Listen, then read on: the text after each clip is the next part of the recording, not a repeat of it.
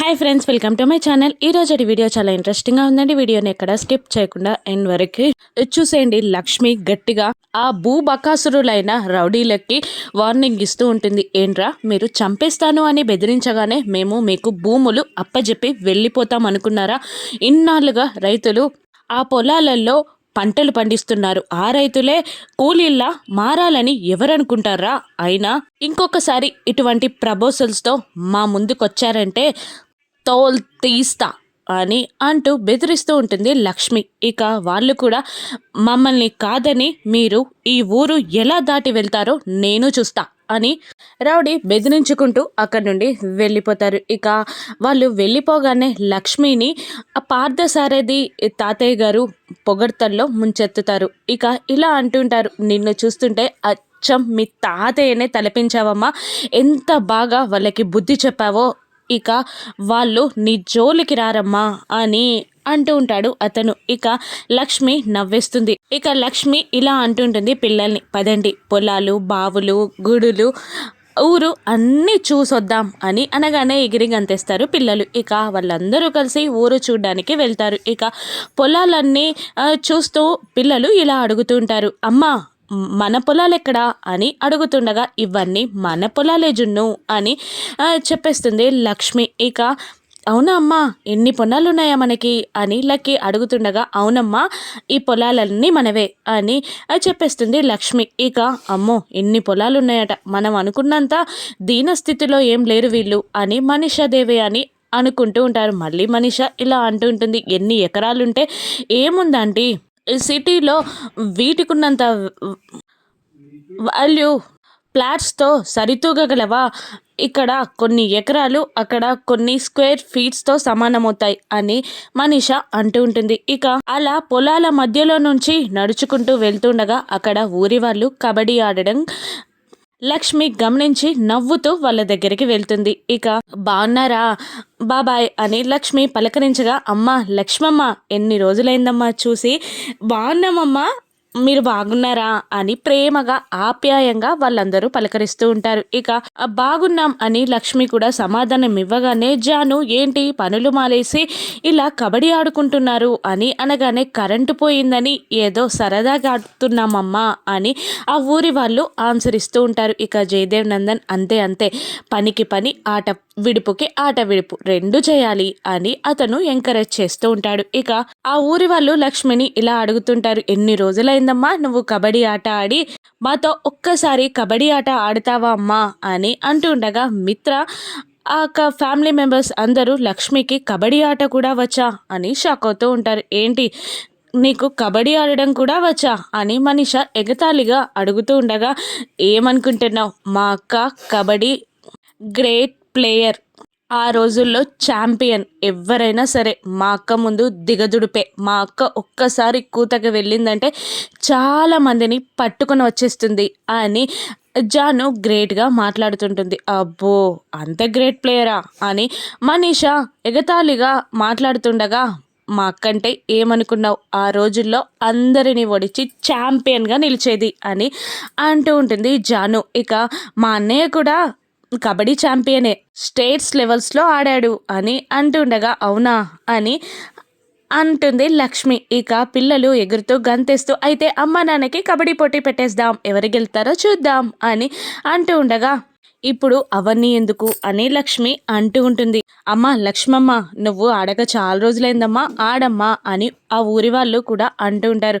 అక్క ఆడక్క అని అంటూ ఉంటుంది జాను కూడా. ఇక ఎవరాడినా కూడా మా మిత్ర ముందు దిగదుడిపే, ఓడిపోవాల్సిందే అని అంటూ ఉంటారు మనీషా దేవయాని. ఇక లేదు అమ్మ, ఇది మన ఊరి పరువుకు సంబంధించింది, నువ్వు ఆడి గెలిచి తీరాల్సిందే అని ఆ ఊరి వాళ్ళు అనగానే, సరే అలాగే నేను ఒప్పుకుంటున్నాను, ఆయనకు ఓకే అయితే అని లక్ష్మి అనేస్తుంది. ఇక ఇప్పుడు ఇవన్నీ ఏం వద్దు అనవసరంగా అని మిత్ర అంటుండగా, ఇంత దాకా వచ్చినందుకు వెనకడుగు వేయొద్దు మిత్ర, లక్ష్మి మీద గెలిచి నువ్వు విజయ పతాకం ఎగరవేయాల్సిందే అని మనీష అంటూ ఉంటుంది.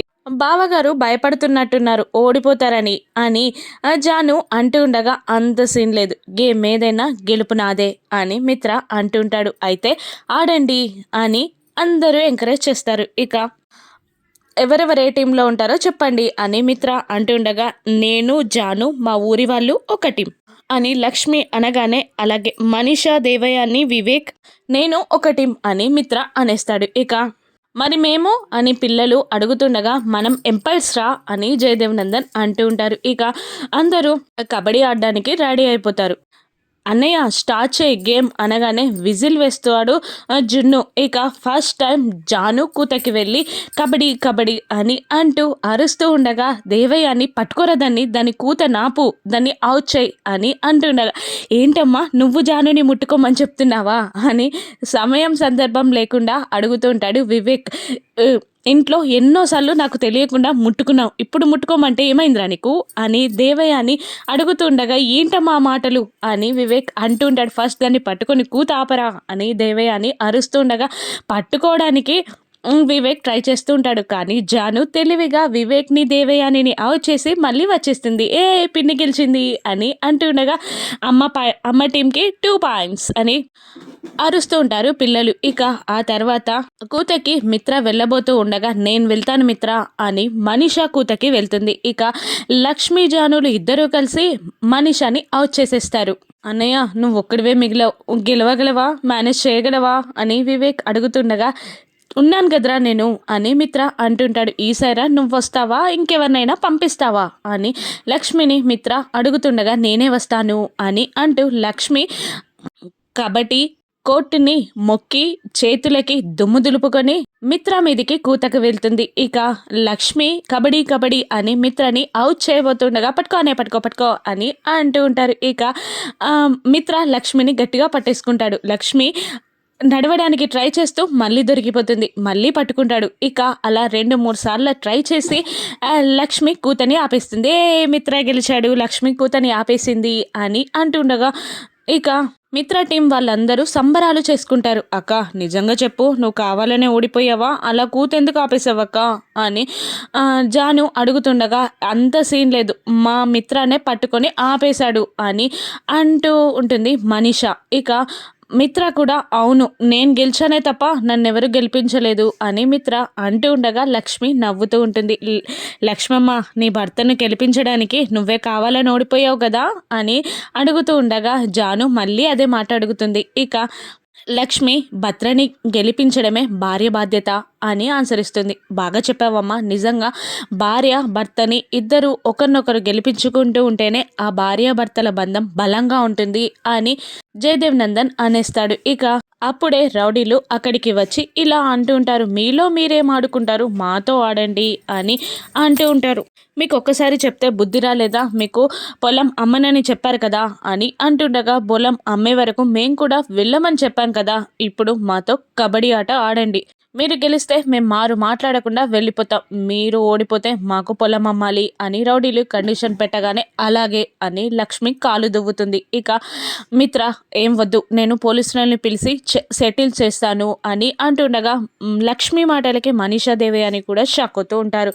జయదేవ్ నందన్ కూడా, వాళ్ళందరూ రౌడీల్లా ఉన్నారమ్మా, మీరెలా ఆడగలరు అని అంటూ ఉండగా, జాను మా అక్క గుచ్చి ఏమనుకుంటున్నారు మావయ్య, వాళ్ళందరూ హాస్పిటల్ బెడ్లో పడిపోవాలి అని కలలు కంటున్నట్టున్నారు, అందుకే మా అక్కతో పెట్టుకుంటున్నారు, మా అక్కేం తక్కువది కాదు, లక్ష్మి బాంబ్లా పేలుతుంది అని జాను అంటూ ఉంటుంది. ఇక మిత్ర వద్దు అని అంటూ ఉండగా, లేదు పోటీ జరిగి తీరాల్సిందే అని రౌడీలు అంటారు, స్టార్ట్ చేద్దాం అని లక్ష్మి అంటుంది. ఒకవైపు లక్ష్మి ఫ్యామిలీ టీం మొత్తం, మరోవైపు రౌడీలు. ఇక ఫస్ట్ రౌడీ వచ్చి దొరికిపోతాడు. ఆ తర్వాత మిత్ర వెళ్ళి మరొక రౌడీని అవుట్ చేస్తారు. ఇక మళ్ళీ ఒక రౌడీ రాగానే ఈ టీం వాళ్ళందరూ పట్టుకొని పడేస్తారు. ఆ తర్వాత లక్ష్మి కూతకి వెళ్తుంది. ఈసారి కూతకి వెళ్ళిన లక్ష్మి బాంబ్లా పేలి రౌడీల టీం మొత్తం అవుట్ చేయనుందా, లక్ష్మి కబడ్డీ ఆట గుచ్చి మిత్ర తెలుసుకోనున్నాడా, కావాలనే మిత్ర దగ్గర లక్ష్మి ఓడిపోయిందని మిత్ర అర్థం చేసుకుంటాడా, రాను ఎపిసోడ్స్లో చూద్దాం. Thank you for watching.